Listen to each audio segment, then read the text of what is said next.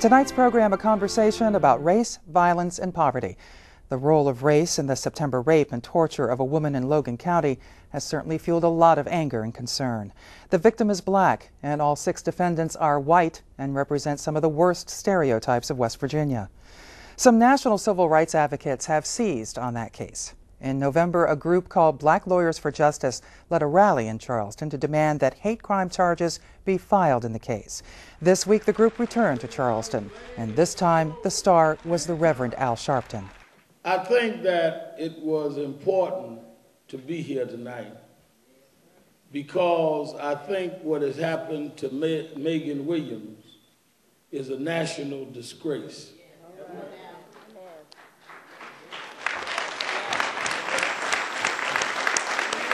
But as Sharpton addressed the crowd of about 100, he spoke as much about the previous march and who did not participate as he did about hate crimes. He condemned local politicians and black ministers for not joining with Black Lawyers for Justice and Malik Shabazz. They did not join the march in part because of controversy that surrounds Shabazz. He's been criticized by civil rights groups like the Anti-Defamation League and the Southern Poverty Law Center for making anti-Semitic statements. Sharpton took locals to task for that decision. The best way to keep us out of town is for those in town to take care of hate crime business, and we won't have to come. But as long as you rape and kidnap and call our daughters nigger and don't handle it, then you can get used to us coming to town. For his part, Malik Shabazz told the crowd he will keep pushing for hate crime charges in this case. We can't just have marches that will be reduced to photo opportunities if we don't have a strategy, if we don't follow up, if we don't stay on the case. We say tonight, like we did yesterday, what happened to Megan Williams was a hate crime. It is a hate crime. It must be charged as a hate crime, and we're not backing down until hate crimes are charged in this case. That's non-negotiable. As the Megan Williams case continues to gain attention, some say that leaders like Sharpton, local politicians, and the community itself are ignoring more pressing issues. Of particular concern is the recent escalation of street violence. On December 8th, Charleston was the scene of 3 separate but related shootings that crisscrossed the city. Doorbell was rang at the residence of Mr. Smoot. He goes to the window, and when he arrives at the window, the suspects opened fire on him, and he was struck and killed on the scene right there where he stood. Murders are certainly not unheard of in Charleston, but the nature of them and circumstances surrounding them are changing, in the view of Pastor Matthew Watts. He heads an organization in Charleston that works with at-risk youth and juvenile offenders. Also joining us is Brandi Jones. She's the Director of Administration in Huntington and a former member of the Huntington City Council. Huntington is also a city that's been the scene of high-profile murders and shootings in recent years. To both of you, welcome. Glad you're here. Thank you very much. Thanks for having Pastor Watts, as a pastor here in Charleston, you've had a tough year. This has been a tough year. Some of the escalation of violence among young people in our city, a number of deaths, several still unsolved without anyone having been arrested. The children of friends of mine that I personally know, young people I've tried to work with in the community. I think the case in Logan County has put a lot of strain on relationships.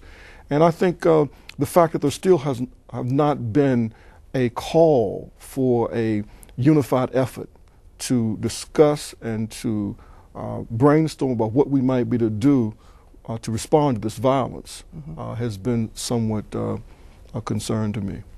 You do work with at-risk youth since these shootings occurred earlier this month. What have you been saying to the youth you serve? What have you been telling them? What have you been trying to get to them? And what are they telling you? Well, the one thing we continue to espouse is that the key to success in the United States of America is education, to get the skills that the economy respects and that it pays people to do it, and to try to stay on task in terms of education.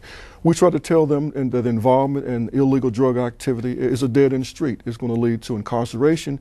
It's going to lead to them having to pull a weapon to defend themselves or them being the victim of a violent crime. And we try to continue to challenge them that they have to take personal responsibility and individual responsibility, and they are responsible for their own actions, and they cannot use their family situation, their socioeconomic situation, or the apathy and callous indifference of the society at large as an excuse to engage in behavior that's destructive to themselves and the community. That's what we tell them every day. Mrs. Jones, the last time we spoke, we talked about the Detroit drug connection in Huntington. Yes. We talked about the murders of the 4 young people in Huntington.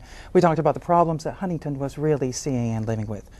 What's happened since you and I first discussed this? We have actually, we have new leadership with our Huntington Police Department with Chief Skip Holbrook, and he has really grabbed hold of the issues, strategized appropriately, allocated the resources that he has at his disposal, and has really tried to work through some of the problems in terms of prostitution, the drugs, as well as Detroit. We're seeing an increase in heroin usage and heroin overdose in Huntington also. So we have new leadership, and that's made a big difference. Unfortunately, the city has not been able to allocate the necessary financial resources to combat many of the problems, but with this new leadership, they are able to tackle as best they can. After the murder of the 4 young people, 2 after a prom night date, there was real outrage in Huntington. Yes. Wouldn't you say there was outrage? Yes. How did that outrage manifest itself, and what did it lead to? That was the breaking point, because community leaders and community residents in Fairfield in particular were just disgusted with the amount of illegal activity that was going on, you know, the open air drug markets that we were seeing on our streets, and that was just the breaking point. And also, individuals were murdered that were not Fairfield residents, and so that brought in people who kind of viewed it as, well, it's no longer in someone else's community. This may be happening in Fairfield, but our children from other aspects of the city are now being affected. So because the 4 individuals were from different parts, actually, of the tri-state, they were not all Huntingtonians, right, that brought the region together to say, okay, we have a problem, and any one of our children could have been affected by this. What are we going to do? Are you seeing that kind of effort in Charleston as has been done in Huntington? Not yet. As a matter of fact, we were invited into the Huntington community, and we've actually opened an office in the building where she is, and we've received great support from Pastor Mike Grider, from Mission Tri-State and Huntington pastors, in mobilizing people to support our efforts to establish in-school mentoring programs in select schools in Huntington. And our hope is that we will generate that same type of interest here. I think that it's moving that direction. I think things are getting so bad, and I think these 2 last murders and shootings serve as a tipping point, and I think some people are realizing that this is not going to self-correct, and we need to come together, and we're hopeful that in 2008 we will see a coalescing of a group coming together. So what's not happening in Charleston? A lot of things aren't happening in Charleston. I think one thing is that we have not had clear, decisive, visionary leadership to rally us together and to say we have to put aside our differences on some issues and agree that we all are in agreement that we want a safe community, and that's in all of our enlightened self-interest. That's a major thing that is not happening. Isn't that supposed to be you, the leadership? Isn't that supposed to be what you're doing? Well, that's what we do, and we do it from a community-based leadership, but there's an official leadership in this town that's elected by the people, and that official leadership has responsibility for the allocation of certain resources, law enforcement's philosophy, community police, and that type of thing. You agree that official is the key here, the elected officials. That's true. I mean, you have to have the grassroots or the community-based support, but you do need the leadership, the individuals that you have elected to represent you and represent the interest of your communities. You have to hold them to task, and their failure to do so, election season is coming up, so it may be time to look at new candidates, new leadership, or to really hold their feet to the fire, saying this is what we are expecting and demanding of you. Now, unfortunately, I know in Huntington we have greater fiscal constraints than they have in Charleston. Charleston has the financial resources to do things differently or to approach it from a different perspective if what they are doing is not working.